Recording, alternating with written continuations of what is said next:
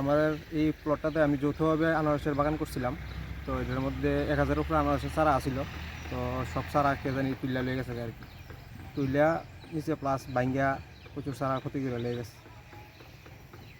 আপনারা কবে জানতে পারছেন এই বিষয়টা? আজকে সকালে, আমি লাস্ট 2 দিন ধরে বাড়িতে আসছিলাম না, তো আমি খেলার কারণে নেপকুমারে আসছিলাম। তো আজকে সকালে যখন আমি লাউ পাড়তে আইছি, ক্ষেতের মধ্যে লাউ আছে আমার, তো লাউ বেচার নিতে গিয়ে এসে দেখি পুরা বাগান এরকম খালি। এখন যে কিছু চারা আছে এটা নিয়ে কি এই মানে এই প্লটটা সার্ভাইভ করা সম্ভব? না, যে চারা আছে চারা ভাঙ্গা লাইছে বেশিরভাগ আর কি, তাহলে এডিয়া টিকতো না মনে হয় যে ভাঙছে।